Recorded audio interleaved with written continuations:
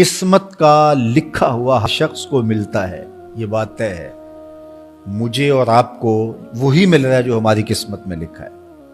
उससे एक हब्बा भी, एक दाना भी कम नहीं मिलेगा और एक ज्यादा नहीं मिलेगा। सही हदीस है, बुखारी की दीगर कुतुब हदीस में मौजूद है। जब बच्चा शिकमे मादर में 120 दिन का होता है, तो 4 माह का जब बच्चा शिकमे मादर में होता है तो उसकी रूह फूंकी जाती है।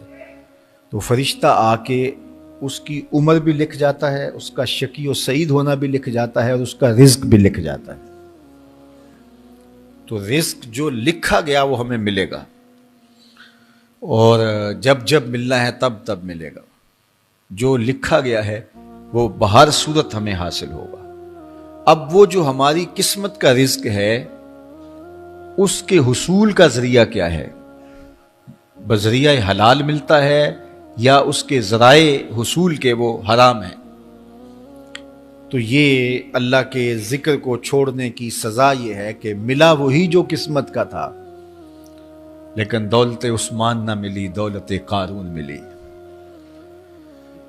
लिखा जो था, मकसूम था, मिला वही, एक दाना भी ज्यादा नहीं मिला और एक दाना भी कम नहीं मिला, लेकिन उसकी सजा काटनी पड़ेगी इसलिए कि हुसूल के जराए हराम थे।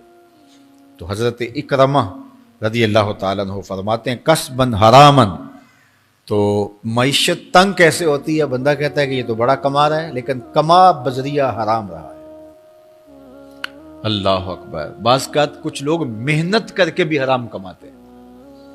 हमने देखा कि इस गर्मी में जो लोग मजदूरी करते हैं और बिलखुसूस लोहे की भट्टी पे जो काम करने वाले हैं, कितना सख्त काम है, लेकिन वहां भी जो है वो चाहे 15-20 मिनट जो है वो खयानत करके अपने उस रिज़्क़ को हराम बना लें और नाजायज़ कर लें।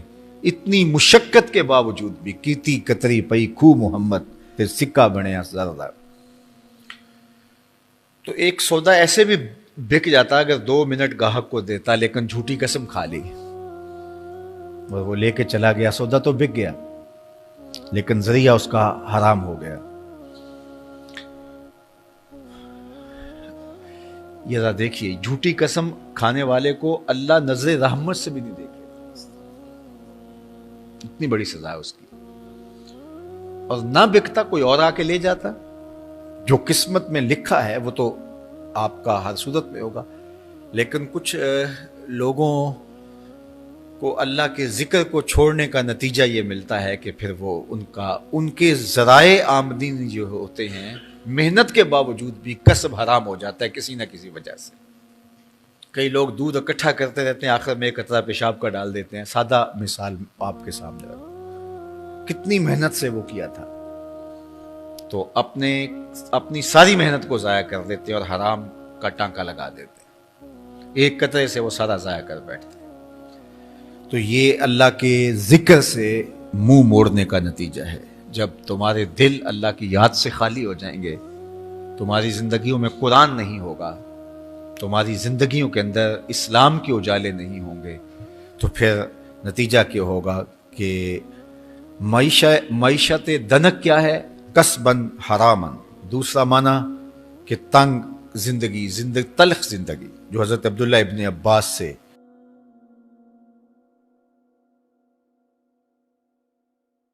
ये उम्मत खलीफा बिला फसल, खलीफा अव्वल, अमीरुल मोमिनीन हजरत सैयदना अबू बकर सिद्दीक रज़ी अल्लाह ताला अन्हु की मरहून मिन्नत है, उनकी एहसान मंद है। इकबाल ने कहा था, आ अमन नास बर मौलाए मा, आ कलीम अव्वले सीनाए मा, हस्तिये ऊ किश्त मिल्लत राचू अबर, सानिये इसनैनो गारो बदरो कब्र। कहते हैं कि वो शख्स जिसने हमारे आका और मौला पे सबसे ज़्यादा एहसानात किए, और मेरे आका करीम ने इरशाद फरमाया, मेरे ऊपर जिसने भी कोई नेकी की मैं उसका बदला चुका दिया दुनिया पर ही, लेकिन एक अबू बकर ऐसे हैं जिनकी नेकियों का बदला क़यामत के दिन रब ही चुकाएगा।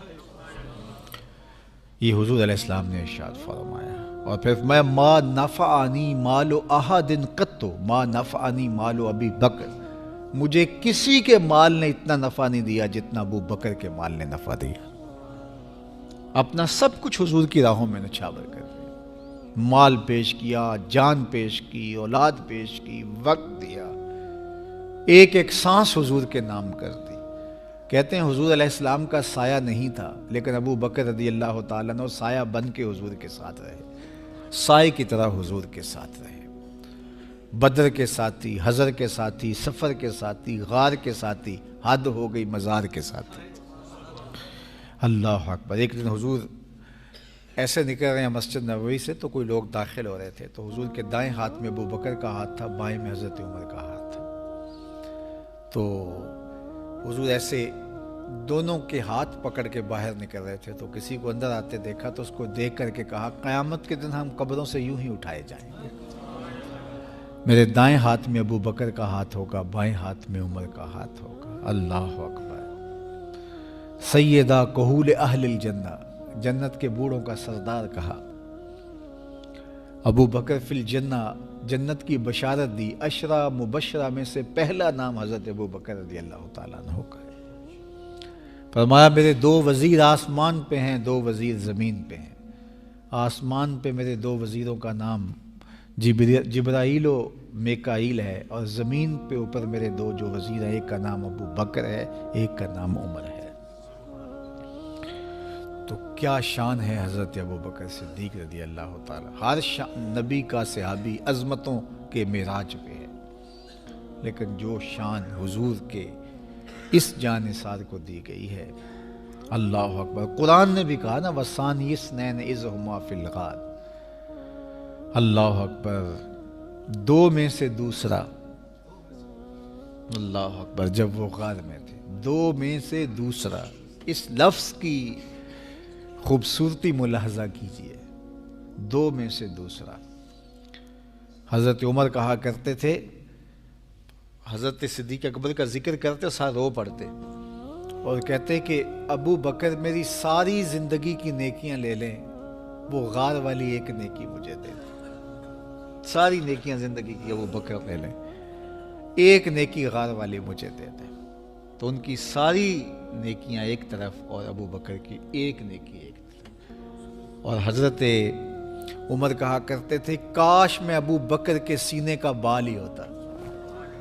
कोई कम शान है? ये हज़रत उमर कह रहे हैं। ये उमर जिसके बारे में मेरे हुजूर अलैहिस्सलाम ने फरमाया कि मेरे बाद अगर नबूवत का दरवाज़ा बंद ना हुआ होता, मेरे बाद अगर किसी ने नबी होना होता तो वो उमर होता। इतनी शानों के मालिक। इन्न शैतान यफ़िर्रु मिन ज़िल्ल उमर, शैतान उमर के साए को देख के भाग जाता है। वो उमर कह रहे हैं, काश मैं अबू बकर के सीने पर लगा हुआ बाल ही होता। ये शान है, ये अज़मत है। सारे हुजूर के सहाबी अज़मतों के मेराज पर, लेकिन इनकी शान ही वक्री है। किसी पंजाबी शायर ने कहा कि सारे यार नबी दे सोने, नहीं कोई इना यारां वर्गा, ना कोई होया ना कोई होसी, इना जान निसारां वर्गा, ना इस धरती पैदा कीता, इना यारां वर्गा, आज़म शान सिद्दीक की दसा इको यार हज़ारां वर्गा। वो अज़मतों की किस मेराज पे, आ अमन नास बर मौलाए माँ, आ कलीम अव्वले सीनाए माँ, हस्तिये उ किश्ते मिल्लत राचू अबर, सानिये सनैनो गारो बदरो कबर। बदर के भी साथी, कब्र के भी साथी, मिज़ार के भी साथी, गार के भी साथी, और खेत इस्लाम की खेती के लिए अब्र बहार की तरह बरसे और सैराब कर गए। और इस उम्मत के लिए उन्होंने जो काम किया वो उन्हीं का मकसूम